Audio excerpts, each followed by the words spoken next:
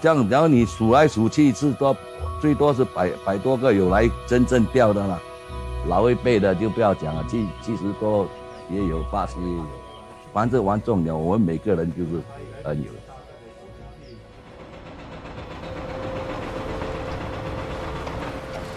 新加坡变化很快啊，它各个方面的领域都发展得很快。钓鸟的地方又少啊，只有可以钓的地方你才可以钓。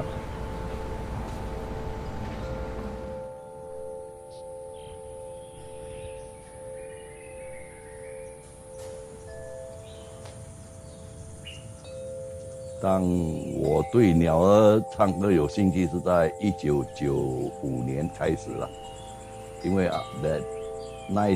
那时候我的工作比较放慢了啊，我就找一些嗜好来消磨我的时间。我每天早上都差不多是5点多到这个场地来挂鸟，每天都是带了12、13只。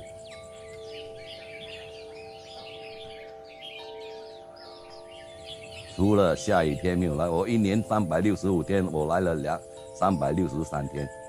过年初1、初2没有出来。我第一个鸟，我是从鸟店买的，那是不好的鸟，因为我们起先我们不懂得怎样去欣赏，要听它的声音。每一只鸟它们的性格都不同的，你每天有对鸟儿的接触。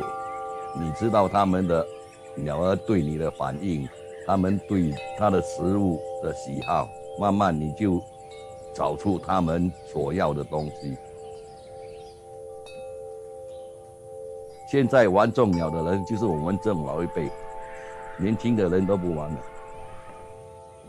我们这个活动是人最好的文化交流，每个就是不管你是印度、马来人。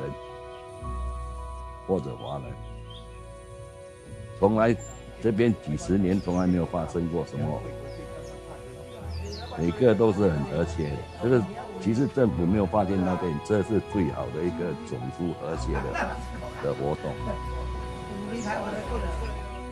嗜好就是好的，没有不好，hobby 就是好的。